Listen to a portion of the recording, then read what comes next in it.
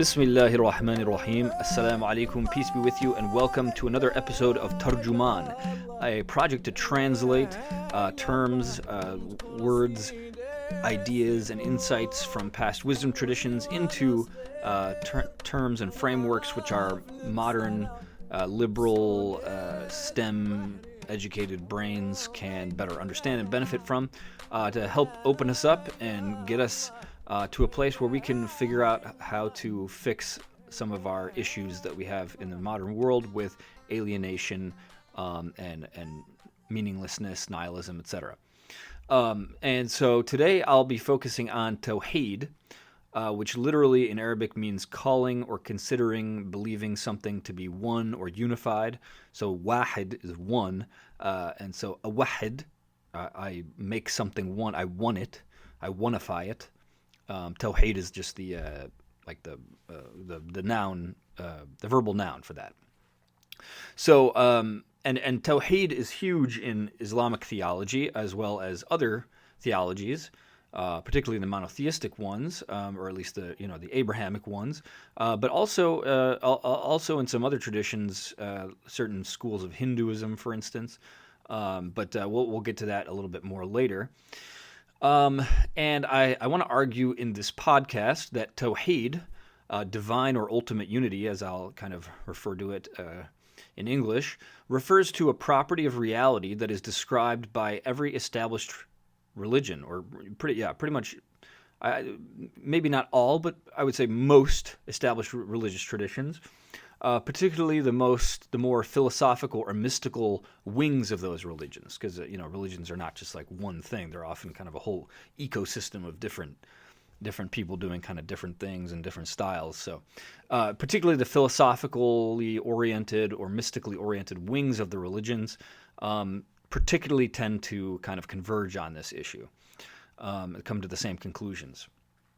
And I argue that this is because Tawhid, ultimate and divine unity, is basically the inevitable conclusion of philosophical and theological inquiry when kind of pushed to its limit. So, and the Quran portrays Deen al-Islam, the religion of Islam, the spiritual training program laid down by the Prophet Muhammad, peace be upon him, as sort of the latest implementation of an eternal religion, in Arabic, ad-Din al-Qayyim, as the Quran refers to it. And the creed of the eternal religion is called Millat Ibrahim, which I'm gonna agree with Juan Cole on this one, that Millah should be best understood as a translation of the Greek logos. And so Millat Ibrahim could mean something like the reasoned theology of Abraham.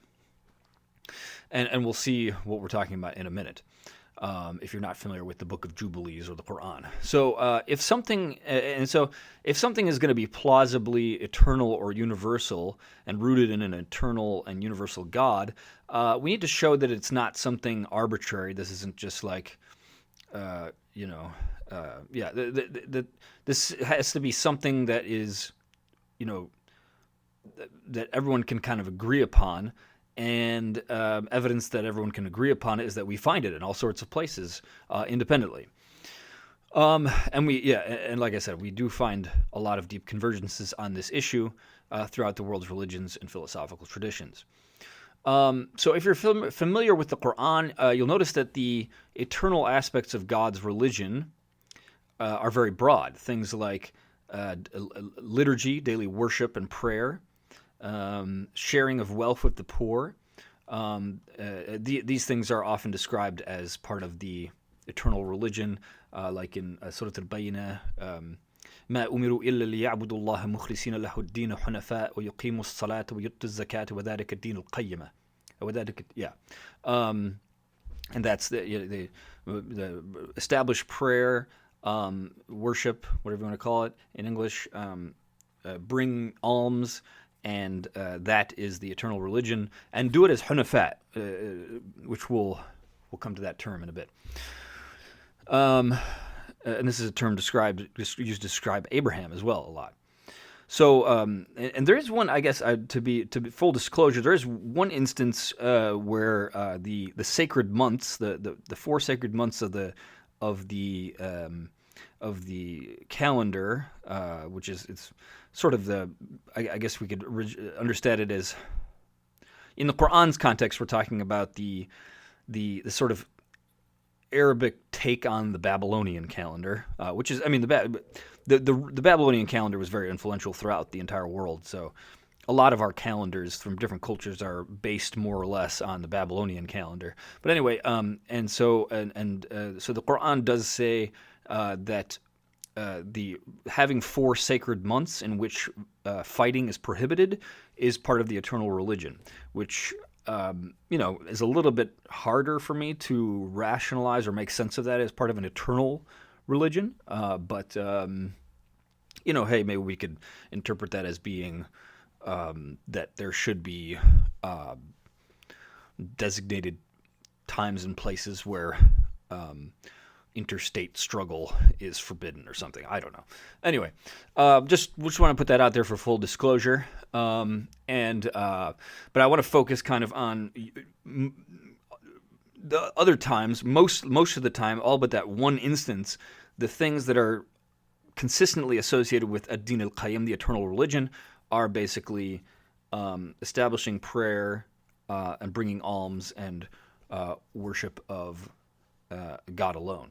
Ad-din al-qayyim, the eternal religion, are basically establishing prayer and bringing alms and worship of God alone.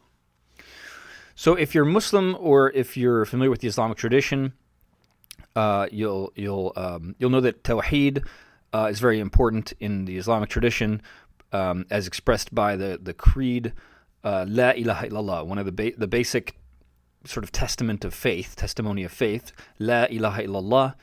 When you accept Islam, you recite La ilaha illallah, Muhammad Rasulullah, or Ashhadu an la ilaha illallah, I bear witness that there is no God but God.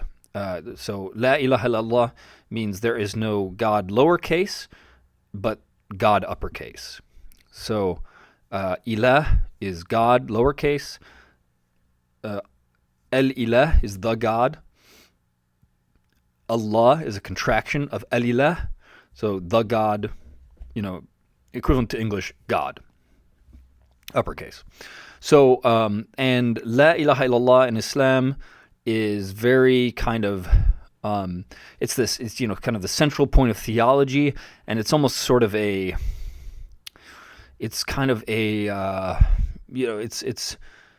the unifying, it's sort of the iconic center of the religion, you could say. It's almost sort of a mantra in the sense of it's a thing that is chanted, or it's recited, for not only is the meaning of the logical or literal meaning of the words important, but also just like saying the phrase has like a certain power to it, and a spiritual power to it, which we'll see here from some of these reports. So this is a prophetic teaching as narrated by Abu Huraira, that the Prophet, peace and blessings be upon him, said, whenever a servant of God says there is no God but God, sincerely, if they ever say that, then the doors of the heaven are open to them unto the throne, the divine throne of God, as long as they avoid major sins. And another narration narrated by Abu Sa'id al-Khudri quotes the Messenger of Allah saying that Allah, the most exalted and sublime, said once to Moses, son of Imran, O Moses, had the heavens and all those who reside therein, as well as those of the 7 earths, been placed on one scale, and La ilaha illallah was placed on the other, the scale containing La ilaha illallah, or the side of the scale containing La ilaha illallah, would have weighed more than the other side. And so there's something huge here, obviously, is kind of the point. But what exactly? I guess that's what I want to kind of dig into. What is going on here? Why is this so emphasized? What's so important about Tawhid in the Islamic tradition? And if we want to believe something, we have to understand it, at least implicitly, right? I don't want to claim that everyone has to be like a philosophy nerd to do monotheism correctly.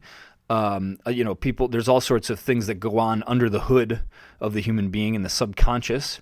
There's many instances where, say, I hear a hadith, hear a teaching of the Prophet or something, and it solves some problem in me, or shows me the way around some sort of spiritual trap or what have you, gives me an insight of some sort, and I might not be able to explicitly sit down and explain exactly what's happening. But I'm still benefiting from it. I'm still understanding it in some sense.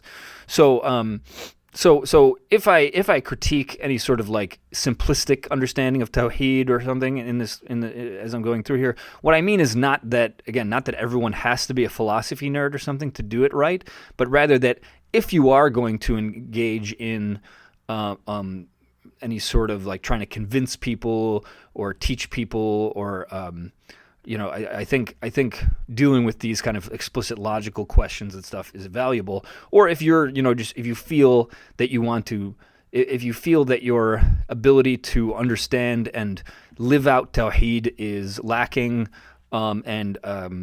sometimes these verbal, explicit interventions, pondering upon the creation of Allah, pondering upon His signs, etc., is something beneficial. So that's So I just hope I find this kind of stuff, this discussing of the logic of these things beneficial, and so I think, inshallah, God willing, others will as well, if that's your disposition. So again, if we want to bear witness, ashhadu an la ilaha illallah, I bear witness that there is no God but Allah, but the one true God. That's not a theoretical thing. Bearing witness is like you see it, you saw it happen, or something like that, right? So, this whenever I think of this, I always think of the verse of the Quran that says, فَأَيْنَمَا تَوَلُّوا فَثَمَّ وَجْهُ اللَّهِ. Wherever you turn, there is the face of God. And that's a verse which, I think we should take very seriously. I think that the mystics, the Sufis, tend to take this more seriously. A lot of times, from what I see, other explanations, it almost sort of explains it away as it's just saying that you understand theoretically that God's power is behind everything or something. I don't know. To me, that type of explanation sort of loses any impact. It's like explaining it away in a sense. But I think it's a very powerful thing to be like, how do I see the face of God wherever I turn? I should remind myself and others that we cannot do taqlid in usul ad-din. The imitation of an expert is not valid in the sort of bases of faith. And that's not some newfangled modern liberal thing or anything. This is well established in the tradition that, sure, you can imitate an expert in the sense of I don't understand how index funds or whatever work, so I should ask an expert, what's the ethics of this? What's going on here? Or, if I want to, what are some guidelines for how to make my salah, my prayer, productive, etc.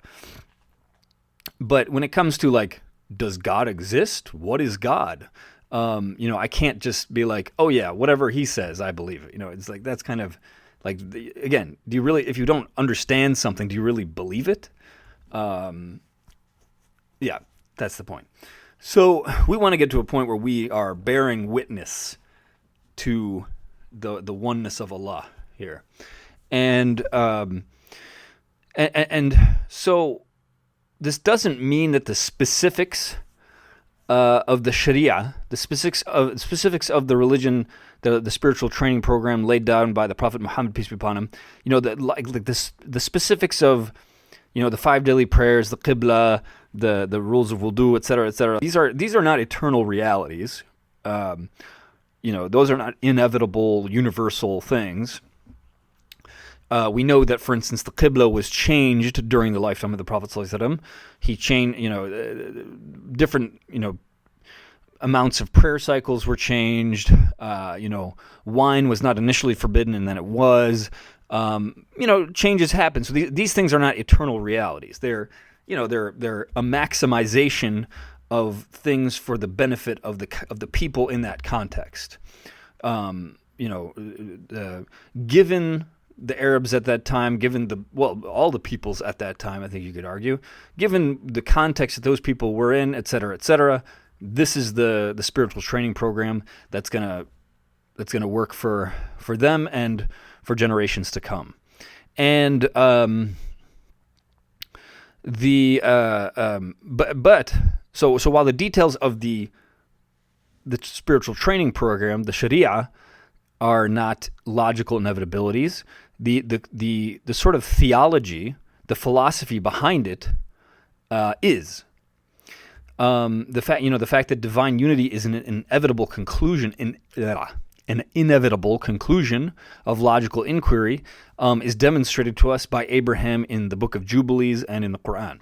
The Book of Jubilees, by the way, was a book that was considered authoritative by many Jews and Christians in antiquity and late antiquity, and I believe it's somewhat referenced by some of the New Testament writers. Or at least it shares some ideas with the New Testament, but most churches nowadays do not consider it to be canonical or part of the Bible, except for the Ethiopian Orthodox Church and the Ethiopian Jews as well.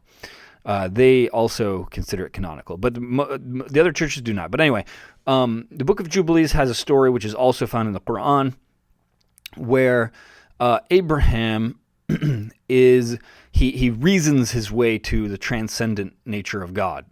So he is looking at the stars, and he's sort of like, oh, these must be the rulers of this world, the ultimate reality.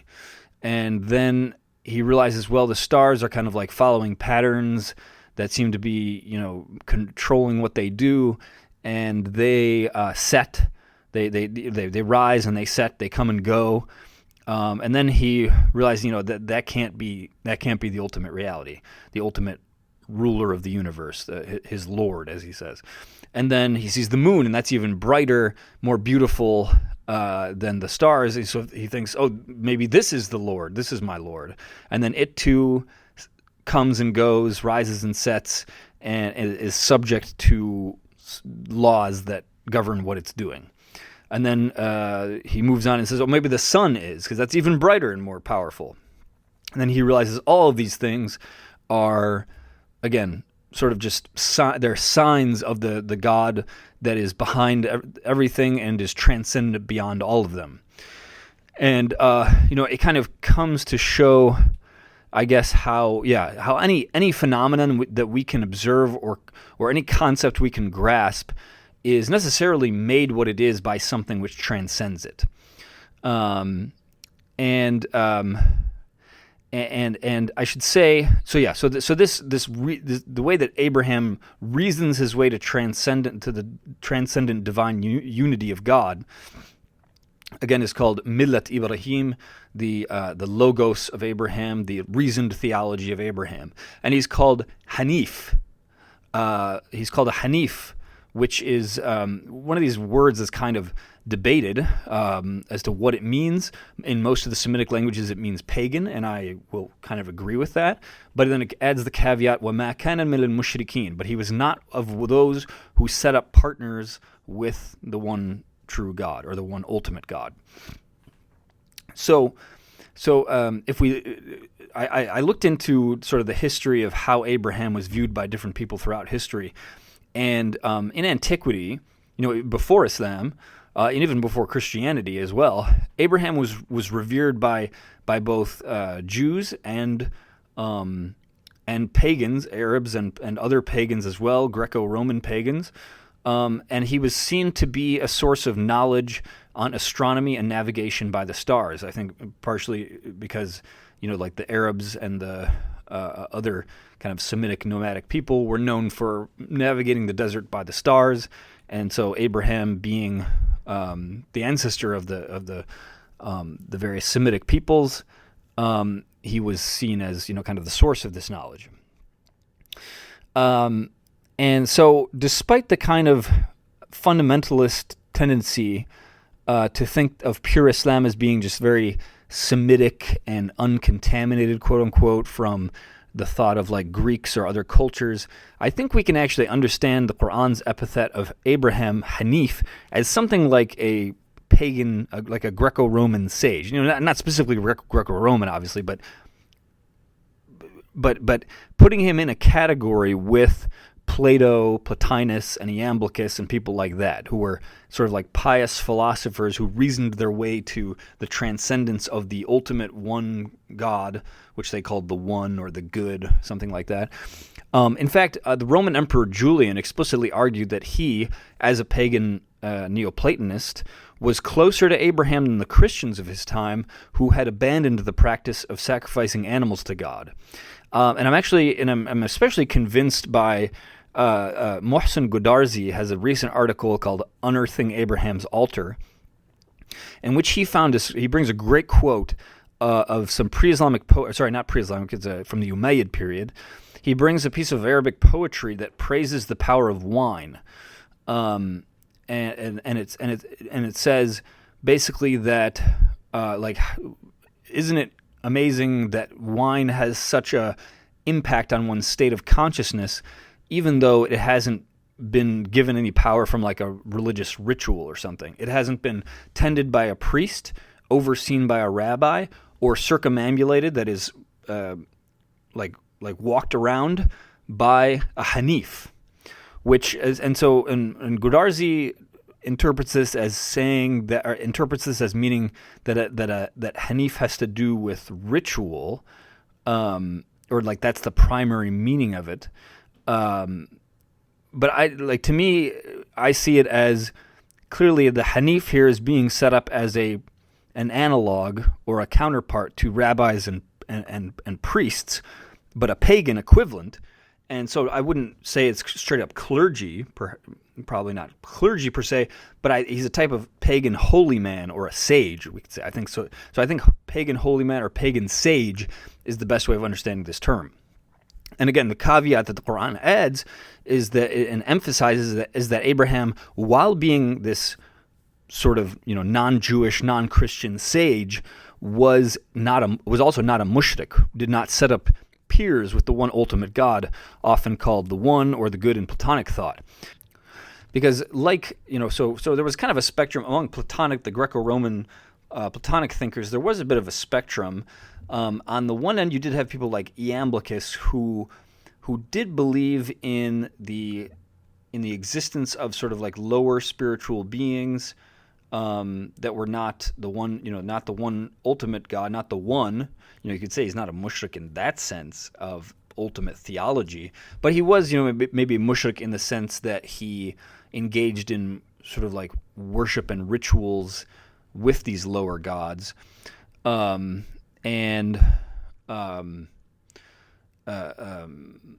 it's quite similar to the Meccan pagans who seems like that was kind of what was going on with them, where they saw these lower gods as mediators or ways to reach the high God. And then you have people like Plotinus, for instance. I believe he sort of acknowledged the existence of like spirits and gods of a lower sort, but he kind of didn't really see them as spiritually important. Again, I think his concern was unifying or getting back in touch with the one. And Plato also, I believe, just saw the lower gods as sort of like metaphorical personifications of forces of nature. But again, his concern was the one ultimate reality of the good, the one. And so those sages, you could see, you could very reasonably argue were not mushrikeen in that sense of setting up partners with the one ultimate God. Now, this brings us to another point where, the words in these ancient languages that get translated as God is sometimes, I think it's a little misleading sometimes, because we like as modern people who are, or at least in the West, we're sort of steeped in centuries of Christian and or Islamic theology or Jewish theology, where as soon as we hear the word God, we're thinking Allah, we're thinking, the one God. Whereas a lot of these words initially, or I shouldn't say initially, but in ancient times, words like Elohim in Hebrew, words like Theos in Greek, were even, the word Teot in Nahuatl, with the language of the Aztecs. These words were far broader in their category or what they could apply to. So they could apply to anything from, like the spirit of the tree in my backyard to like a vampire or witch or something like that, to, the Ares, the god of war, or Odin in Norse mythology or whatever. So they could, it was sort of like anything beyond the mundane. I think and if you look at if you look at the Hebrew Bible, for instance, you find in the book of Numbers, these people called Ish Elohim, which, if you looked at it from a modern kind of assumption, you just saw that phrase, you'd think, oh, man of God. But when you see what they're doing, these Ishe Elohim, these men of whatever, we'll translate it in a second, they're sort of just people who can communicate with the spirit world. They're often not talking with the one ultimate God. They're talking with all sorts of just other, I think they're called angels sometimes, but they seem to be sort of functioning, just doing whatever they want. Like they're not necessarily like direct emissaries of the one true God, the one high God or anything. There's angels that are like lying to people. And I think if we don't let the terminology sort of confuse us, I think we can just see them as like, shamans, or just like people who can communicate with the spirit world. So Elohim can mean it can sort of just mean like spirit, divinity, something beyond the mundane. Again, the word Elohim is applied to Moses and things like that. And I think this could contribute to some of the confusion in the language of the Trinity as well. Because, the Trinity says that Jesus, the Son, is God, that the Father is God, and the Holy Spirit is God. But, and I think sometimes people confuse that would think that it's saying that Jesus is the one ultimate God, but it's, or rather like the God the Father, but it's explicitly not saying that. It's saying that there's three different persons. Maybe that's a whole nother. I'll leave that for another episode. But anyway, I think I will just leave it at. I think that ancient language and usage of the term God as like, something beyond the mundane causes some of the confusion over the centuries with the creed of the Trinity. Now, and to give another example, so a lot of these beings which are often translated as God lowercase, so like Odin, for instance, in Norse mythology, he has to give up his eye to acquire wisdom. So he's not in the same category as like the one ultimate God or something, the one ultimate reality. Likewise, a lot of the gods that are in these stories of various pagan cultures, they're limited beings. They can die. There's all sorts of ways you can understand them, metaphorically or whatever. Again, a lot of these polytheistic cultures, especially the philosophically oriented ones, would be aware that or they would not set up these beings as equals to ultimate reality, or they would not attribute ultimate reality to them. One other just point, I guess, or example of this is so for instance, in the Hebrew Bible, we see the sort of like the one high God has other what are called gods that are kind of like his counsel, his sort of like his closest advisors, you could say, and they're called God. They're called Elohim in the Hebrew Bible. But it is clear that Adonai is in charge he's the highest ultimate God. Similarly, in the Quran, for instance, there is al-Mala' al-A'la, the highest, what do you call it? Council, something like that, or the highest, I'm trying to think of a translation. The closest advisors of God, but I don't know if they're ever explicitly called malaika, angels. I think that's kind of how they're understood in the Islamic tradition. There's the 19 there are 19 beings set as guardians over the hellfire. There are, oftentimes in the hadith, in the prophetic teachings, for instance, the hellfire itself or paradise itself is kind of like personified as a being that speaks, etc. So you do have other beings besides, the sort of prototypical messenger angel and God. A lot of these things are not explicitly identified as angels, but they're clearly servants of God. They're under God's command, whatever you want to call them. They're explicitly not aliha.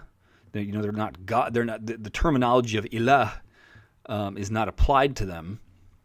But anyway, I guess my point is just that it's very possible to believe in the existence. I mean, we're human. We believe in other humans, right? And they kind of have some autonomy and consciousness, and personification, etc. We obviously believe in the existence of beings other than God, with various levels of power and ability, etc., etc. And that's not necessarily like a type of shirk or setting up partners with God, right? In the Islamic tradition, there's always the debate about can you pray or ask for the help of saints, departed, passed away saints, and I think the sort of the good scholarly opinion on this seems to be that this is like kind of an issue of fiqh, an issue of law rather than theology per se. Because I mean, I can ask a living person to hand me a bottle of water or whatever. That's not setting up that person as an ultimate reality with God or anything like that. Because if God didn't will that person to be able to pick up the water bottle, then they wouldn't be able to. Likewise, if you believe that someone who has passed away can like help you out in some way, you could be incorrect. You could be falsely attributing superpowers to a person or something, but that's not setting up partners with God, and that's kind of my interpretation of it. But anyway, I guess the line between polytheism and monotheism can be misleading depending on what your definition of theos or God is, and so it kind of shows that particularly. So that the lines between what makes something truly Tawhid versus not Tawhid, I think is a little bit trickier than just like the explicit this is they have these things and they call them gods or what have you. It's a little bit it's not, and it's a little bit more. You have to look at what the content of what they believe is, because again, I could say no. I could theoretically have a religion where I could say that there's only one God, but there's 17 angels, and those 17 angels somehow constitute ultimate reality and can thwart the will of God or something. I don't know. That would be shirk, even if I say there's only one God. So I guess my point is, you have to be attentive to the content of what's being said and the meaning of what's being said. Now, so that means that a lot of these quote-unquote polytheistic religions or traditions, if they're philosophically oriented, might actually be a lot closer to monotheism than we think. And that's not to say that religions don't have real disagreements or anything. But this is about clearing up what exactly are those differences and what are the disagreements, so our discussion and debate can be more fruitful. So how do we? So kind of shifting back to an Islamic perspective, kind of, how do we make sense of God's oneness and why it's important? First, I think we should realize, firstly, that God is something quite different from the other things that we usually experience in the world and think about. And that's basically, I say this because, just to make sure that we're not being sort of like simplistic, literalistic about this stuff.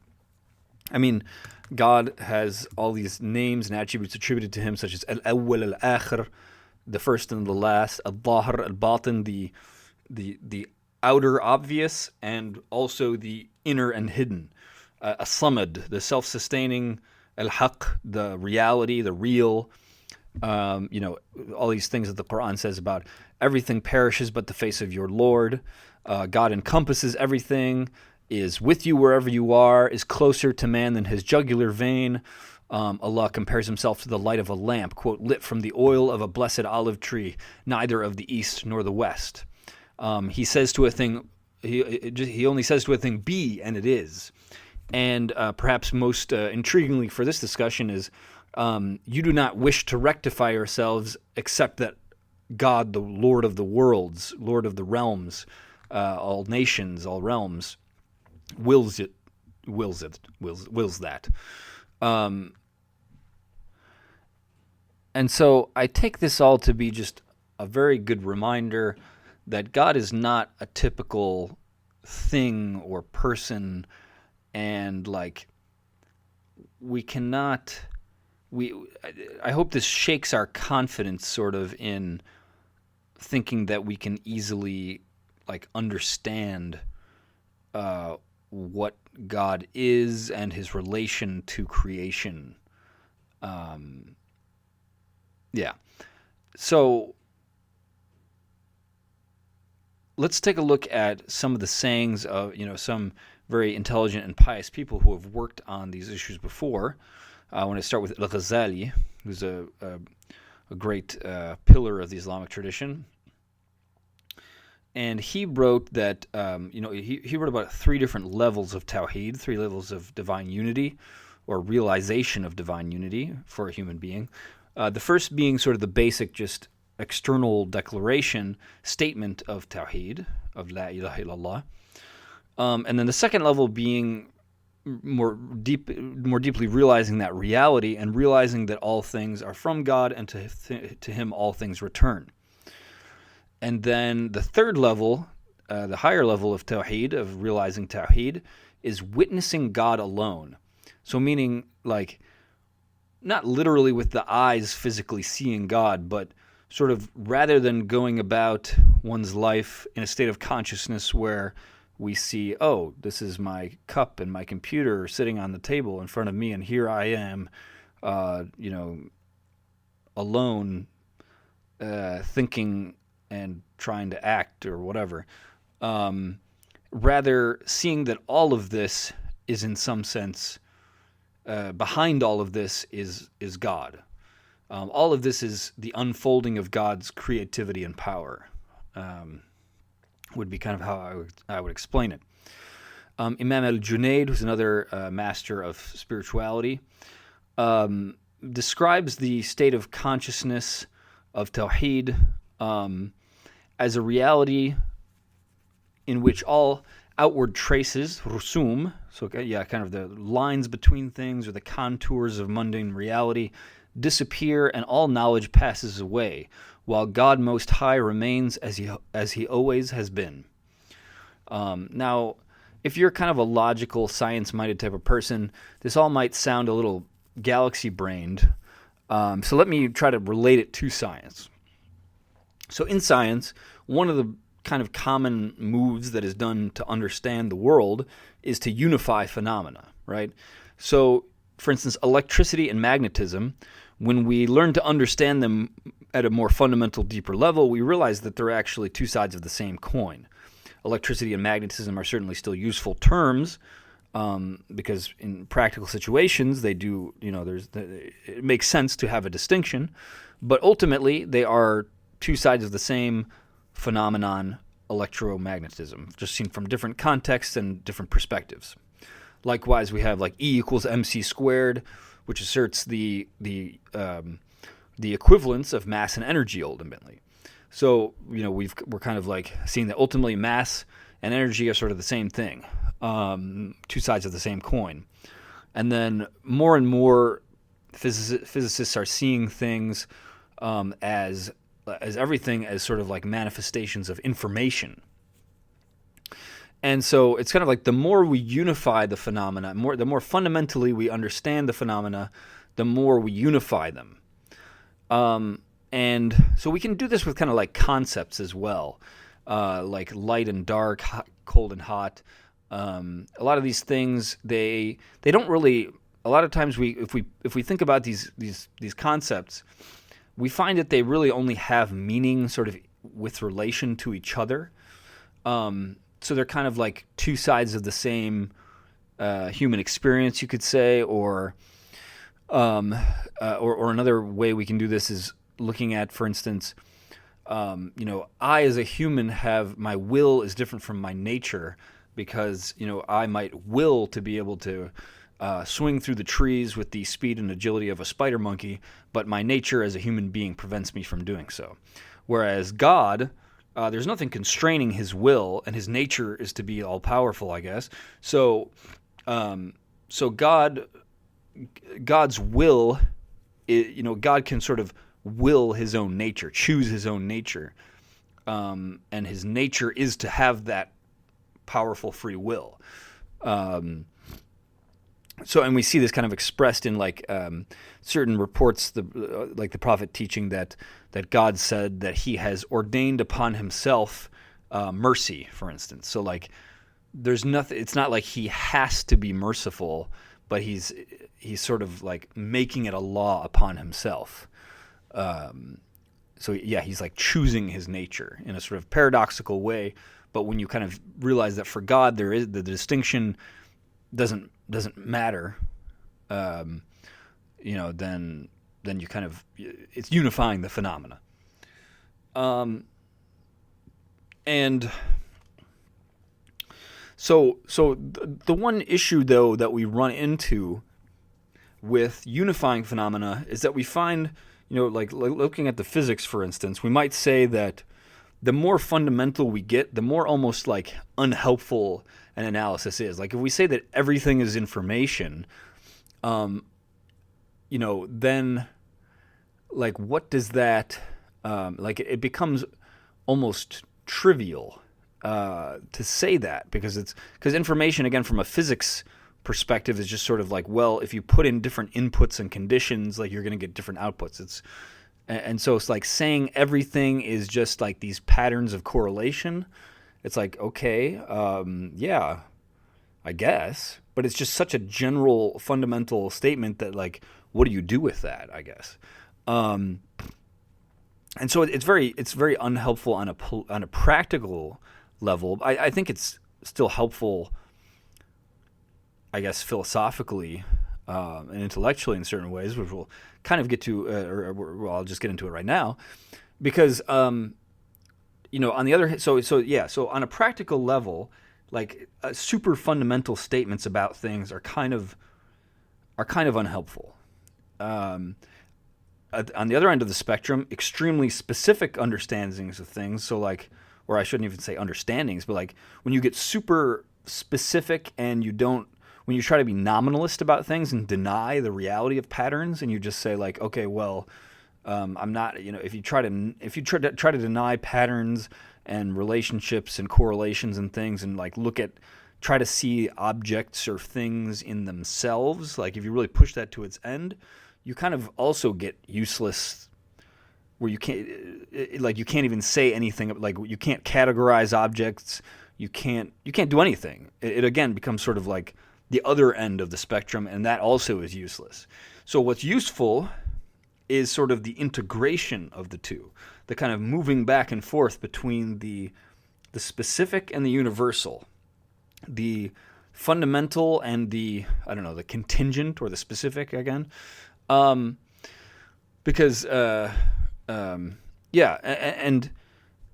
I think that's we kind of find that pattern of how, like the most helpful or beneficial or fruitful things is these kind of like interpenetrating layer, the way in which this movement back and forth between opposites is kind of like what constitutes reality.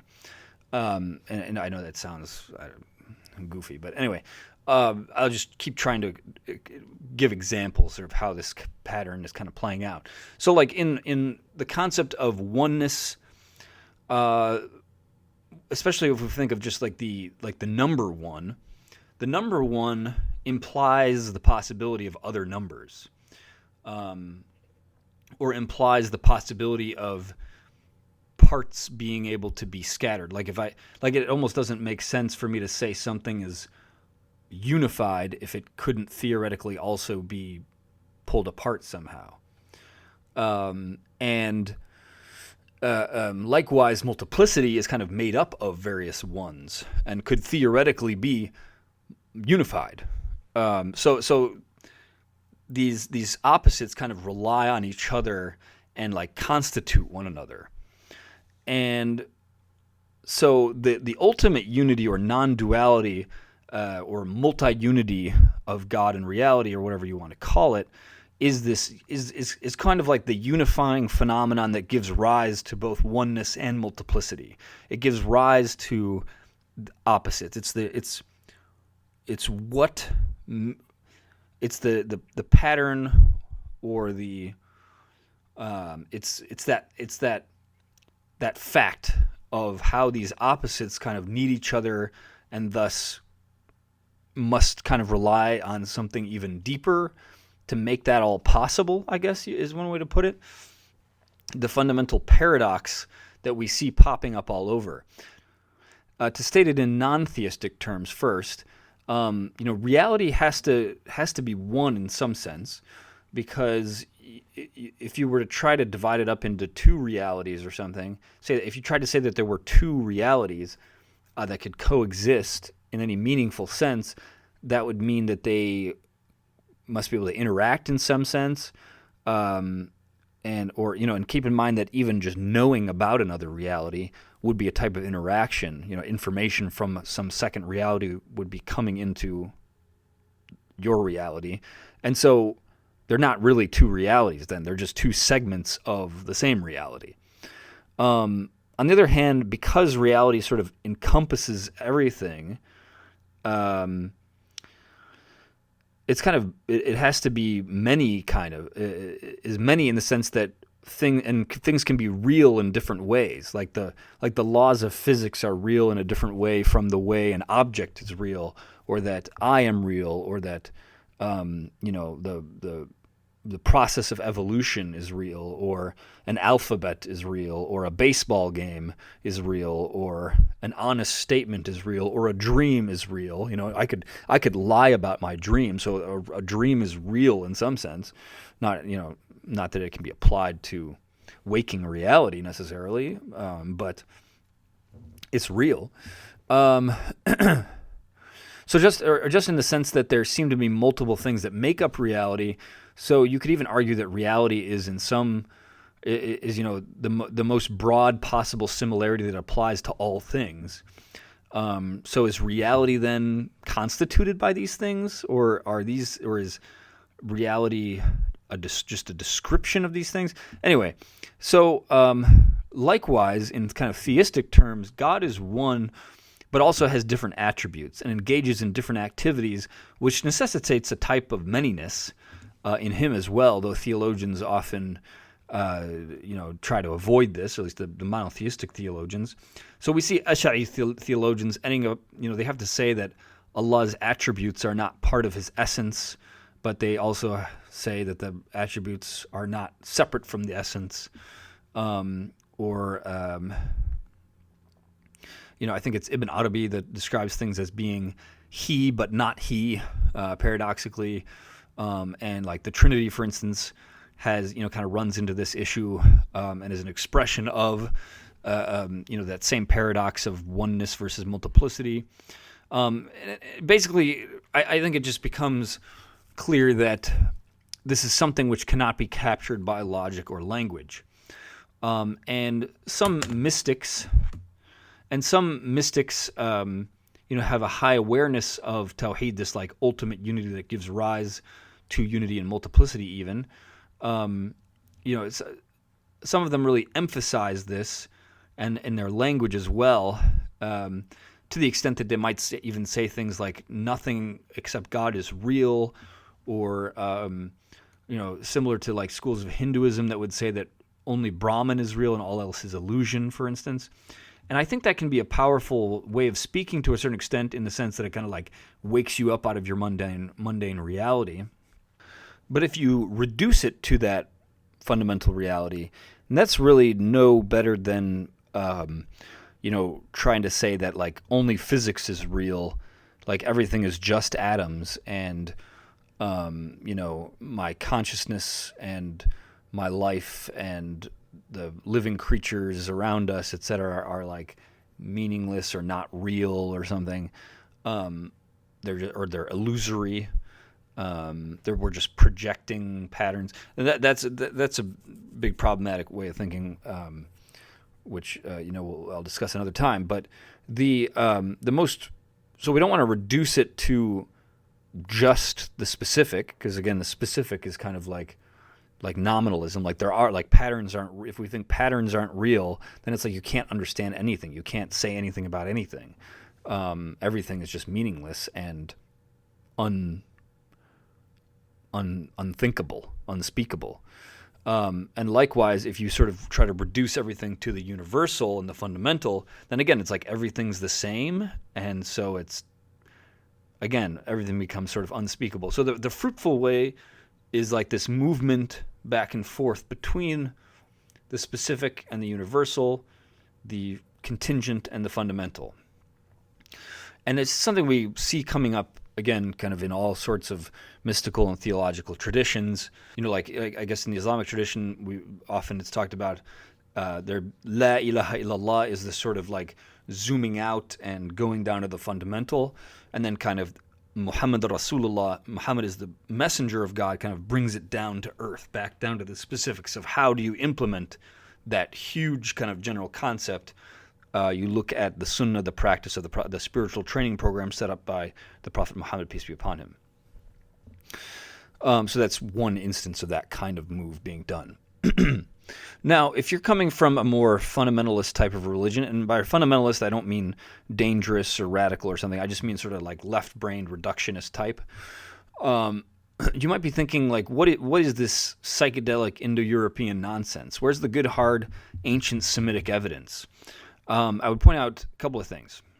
First, in the Quran we have أعوذ بالله من الشيطان الرجيم بسم الله الرحمن الرحيم ما رميت إذ رميت ولكن الله رمى. We have you did not throw when you threw, but rather Allah threw.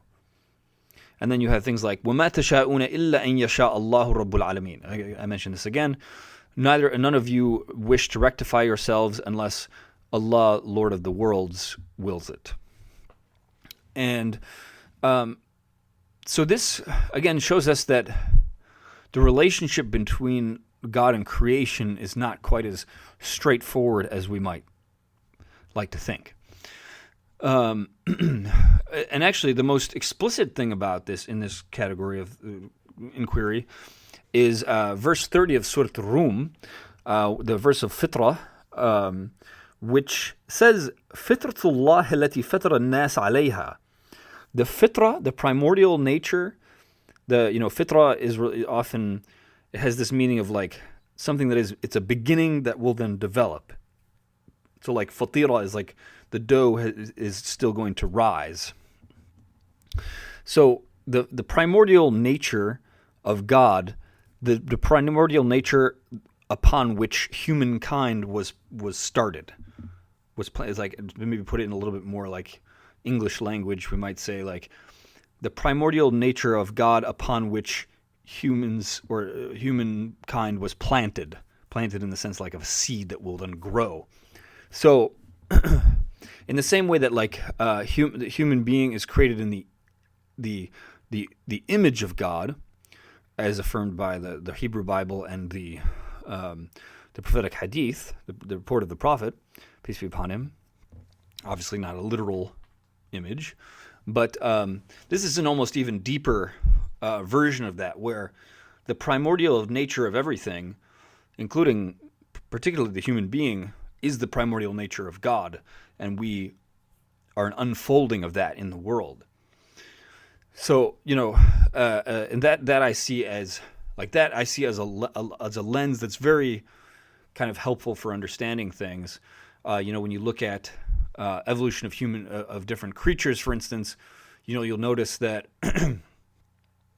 they're in their embryo form, they look more and more similar, but then they differentiate as they develop. You see like the bat. Like the bat, the fingers of the human being are equivalent to the wings of the bat, and the front flippers of a whale, etc. So like, there's a way in which everything is an unfolding, and just like everything is like the unfolding of God's reality.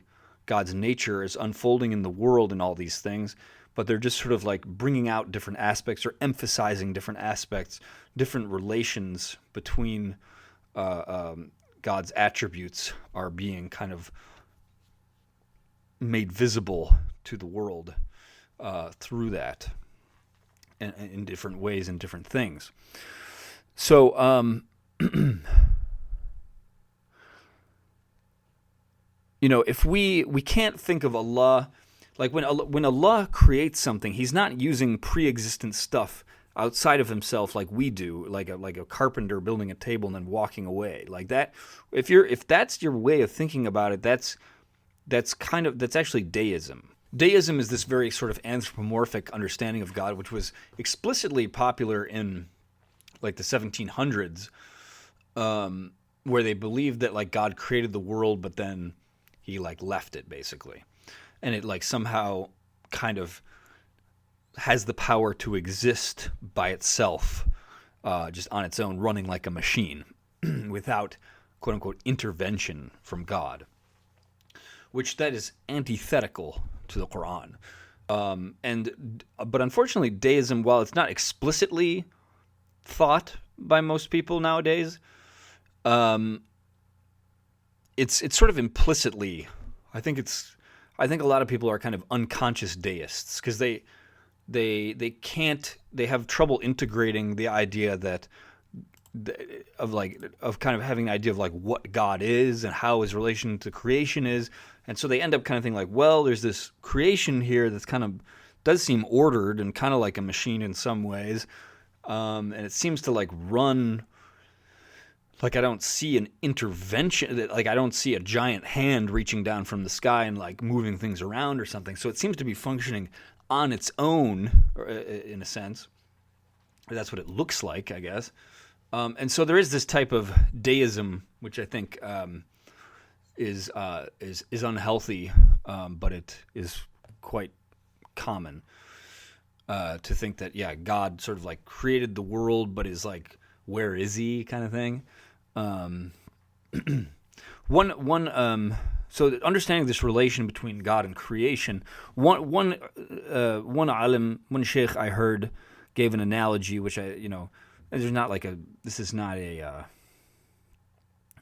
scriptural parable or anything, but it's just a way of possibly kind of like opening up our thinking about the relationship between God and creation. So like thinking of creation as a figment of God's imagination, or like, because like if you're imagining something in your mind, if you're imagining a house, it would be odd for someone to ask you like, where are you in that house? You'd be like, I'm not. The house is. I mean, it's kind of in me, kind of. I don't know. I mean, not that it's a little weird to say we're in God. I don't know if that would be valuable to say that, but that's like kind of a decent, I think, metaphor that gets us thinking in vaguely the right direction.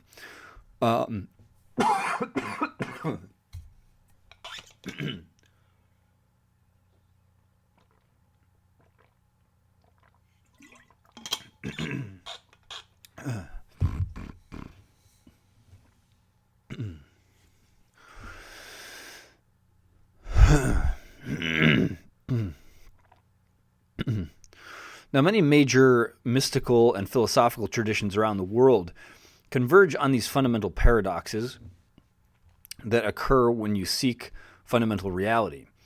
A recurring one is the paradox of unity and multiplicity, and becoming concerned with the unknowable, undescribable, unthinkable thing, though not really a thing, that underlies all these things and makes them possible. So, for instance, Greek Platonism and Neoplatonism talk about the one. Hermeticism, which is another ancient philosophical system, talks about the one ultimate God, Lord, Father, mind, or nous, Creator, the all, the one, etc. It's kind of a similar concept. Hindu schools, particularly Advaita Vedanta, talk about, maybe like Brahman being the ultimate reality, or Atman being, the core ultimate reality. Certain schools of Buddhism talk about the ultimate reality being a type of nothingness, an emptiness, or a flux, which is kind of, like indescribable again. And Taoism talks about the sort of unspeakable flux and flow which underlies all reality, the sort of, to put it in Islamic terms, like the way God's nature unfolds in the world, the flow of that. Of course, and again, this is not to say that these are all the same. There's still plenty to disagree about. The analogy I kind of like to think of is, if you're looking at a savanna or something, you got a tree, you have a giraffe, you have a termite mound, you have grass, I don't know, you have a rock, whatever. All these things might be going, they're completely different things, but they're all going up. Like they're all going up toward the sun. But they are structural. They're doing different things, and maybe for different reasons and what have you. So, in the same way, there's like different types of saints. Like not all saints are the same type of person. They're perfections of various types of people. So then I want to kind of flesh out and elaborate the example of Abraham on how logic converges on divine unity. Because any ontology, that is any sort of like description of what exists, what reality is made up of, you're kind of setting up a set of things, right? And but if we think about things carefully, to realize it's kind of a sloppy concept, because things, they have unity but also multiplicity. This, like my water bottle here, it has a top, it has a bottom, it has the metal, it has the paint, it has the strap. It's certainly one in some sense, because otherwise how could I distinguish it from things around it? But at the same time, it's got multiplicity as well. So we paradoxically, just in the way that we find with Allah's Tawhid, Allah's ultimate oneness that unifies both oneness and multiplicity, we find that same, or maybe not the same, but sort of a shadow, or we find a little drop of that here, just in any old object. And then, whenever you categorize things and have types of things, when you analyze them, you also start to find out that they only really have meaning relative to each other. Like the concept of, let me think of an example. Your ability to, categorize something as a water bottle sort of depends on your ability to distinguish it from other objects, basically. Like that, like the idea, a category just can't. There's no meaning to a category without other categories, I guess. And so this is what the Buddhists call, what they refer to as, that the core reality of things is a type of emptiness, a void of sorts, where it's kind of like, and at least my kind of, what I would kind of interpret on top of that would be just sort of, or my interpretation of that is sort of the explanatory dead end you reach when you try to find things in themselves, basically. You sort of realize that things aren't in themselves. Rather, they only exist, again, as sort of this, like, in that movement between the specific and the universal. They even though we think of them as primarily specific things, they can't fully be things by themselves without everything else, without the universe, without reality, without the ultimate and the fundamental. And so this pole, these pole, again, the paradox is that the pole of specific and universal, contingent and fundamental kind of like constitute each other. So even those concepts are like, we find this same sort of dynamic. And we're just, like that. I think that's realizing that is moving in the direction of seeing the face of God in everything. Because by definition, explanation is always explain this in terms of something else, generally something that you're at least temporarily treating as more fundamental in some sense. Explanation can move around in all sorts of different directions, but it can't. There's no end to it. It doesn't stop. We cannot capture. We can never get to a point where we've explained reality. We've explained God. We got it. We're done. There's never a point like that. To think you can do that is left brain reductionist thinking that leads to all sorts of limitations in thinking, all sorts of ideological pathologies, theological pathologies, arrogances, etc., etc.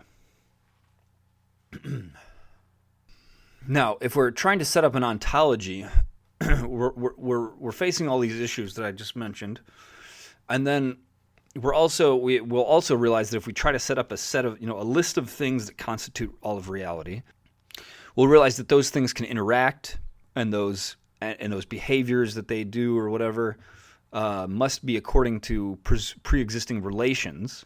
Then we have to explain the relations and the relations of the relations. Again, you kind of end up having to have all these layers of explanation, causation, et cetera, and you'll end up having to have this spectrum going from fundamental, ending at the one, or existence, or some unspeakable thing at the bottom, and then going up and sideways in all sorts of other directions to emergent planes due to multiple things and their interactions. And those emergent layers of reality can potentially go on endlessly forever, because you can always do new combinations, look at things from different angles, etc. Basically, any comprehensive cosmology or ontology will have to acknowledge its own partiality. And we'll find that no matter where you have as a starting point, it will always end up finding that it rests upon and emerges from this paradoxical hyperunity, which the Abrahamic religions call God, and stretches out to a theoretical infinity, which we might think of as the creativity of God or the mind of God or something like that. And it goes on forever, so we can never fully encapsulate it. So again, does this make different religions all the same, or different systems of thought all the same? No. There's a lot you can disagree with in all the middle layers and what have you, while there might be some sort of very fundamental agreements. There's plenty of things to disagree with after that. But I think I guess it's valuable to realize that the differences between people are not as fundamental as they might assume. The way different religions or different traditions or different schools of thought kind of interact with the middle level beings between God and humans, like angels or saints or what have you, or I guess saints are a type of human, but they're the way you're allowed to behave with things is a question more of ritual law than ultimate theology. What can you bow to? What sorts of words of praise are you allowed to say about things? Because, for instance, before the Prophet Muhammad, people were allowed, even in the, from the Islamic understanding, people were allowed to prostrate, to bow down to other humans, like prophets, like Yusuf, Joseph, to Jesus. And now we only bow down in the direction of the Kaaba. It's not like to the Kaaba. We bow down in the direction of the Kaaba. and that is understood as obedience to God, and that is being that act is understood as being directed toward God. And I already discussed the thing of like calling out to departed saints, for instance. So what does this mean that divine unity is fundamental? We can think of creed as a distillation of our values and actions, which is by necessity a sort of reduction. We could also say, well, you say and believe that stuff, but how do you really act? So there's a sense in which the fundamental, when it loses all detail, becomes trivial.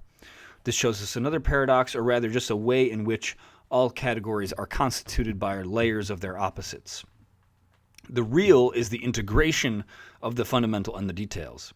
If there is something unique to be said about Islam in this regard, I think it is the call to the consistent, insistent call to integration. So, like almost how we got into that issue of, well, if you say everything's information, like what does that really tell us? La ilaha illallah is almost like a tautology. There's no God except the God. It's like, okay, of course, almost, which what it does, though, I think, is it keeps us very focused on the one Allah, the one God, and keeps ritual, while ritual might be modeled around certain things like, okay, the house, the Kaaba, the temple in Mecca, or the rituals that are associated with Abraham or Hagar, or what have you, or throwing stones at the Satan or what have you. We're always reminded to kind of like keep these things aimed ultimately at the one fundamental reality. And when we want to understand something, we need to mimic it with our minds and bodies, either in detail or in a simplified manner. So Aristotelian-minded theologians tended to get to the point of, well, we can't understand God logically or propositionally, because they ran into all these paradoxes we've talked about. They sort of got to the point where, like, well, we can't understand God, and then we're sort of left out in the cold, which has had a large impact on the Protestant tradition, and we've inherited a lot of that existential. We in the West, or more and more so, just the world over, I think, as because of the West's global hegemony. More and more, the world is sort of inheriting that existential alienation from God.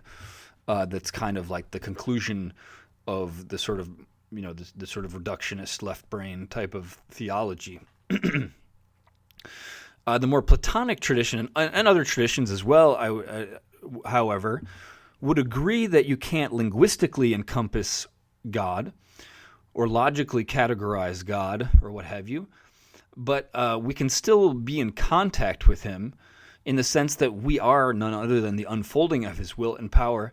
And so we want to cultivate the awareness of that through self-knowledge and worship of God. Because, self-knowledge leads to knowledge of the divine, because you can, as you learn about yourself, the more you learn about yourself, you transcend yourself.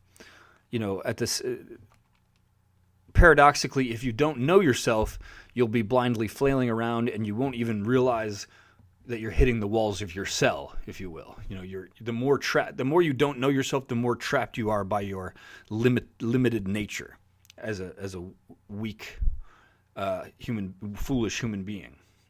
But the more you realize what you are, the more you realize your limited, weak human nature, the more that frees you up to actually escape that and take on the attributes of God. And that's what spirituality has always been about. So do not fear paradox, and rather see God's unity in these paradoxes. Not in the sense that we give up trying to explain or understand things, but that, like God, who unifies opposites, we unify and integrate opposites in our character and decision-making. The way that the Prophet Muhammad, peace be upon him, for instance, he acknowledged and he knew, he he simultaneously acknowledged the pain and tragedy of, his beloved son dying, for instance. But he also was pleased with the decree of Allah, knowing that the decree of Allah is perfect. So simultaneously, like, acknowledging the perfection of creation, but also its tragedy, unifying those opposites. And, the perfection of creation in one sense, but also working to change it.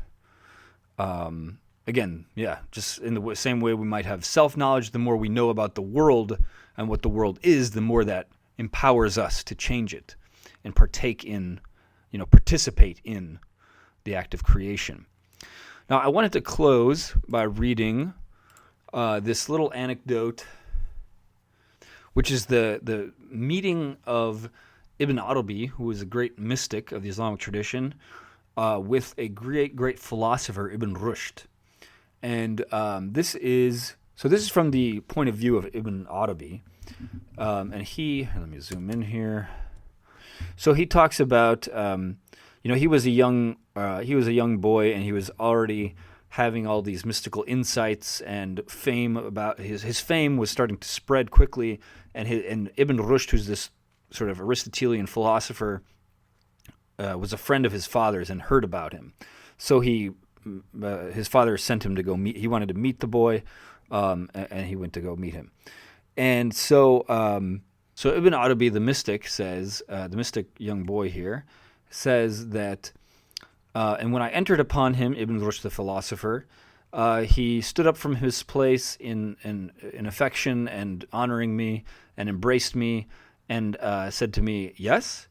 And I said to him, "Yes." And he increased in joy from understanding me.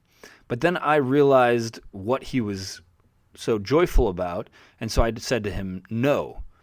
And he sort of contracted, and his color changed, and he started to doubt what he had in regards to philosophy. And he said, "How have you found the matter in revelation and divine grace? Is it the same? Does it match up with what we have been given by theory?" And I said to him, "Yes and no. And between yes and no, spirits fly from their material and necks from their bodies." And so Ibn Rushd, the philosopher, his color became pallid or yellow, and he was overtaken by trembling and agitation, and he knew what I had indicated. Synchronized, swimming with Leviathan. Fear not the darkness that lies within. Believe belief and doubt the doubt, till every syllogism makes a roundabout.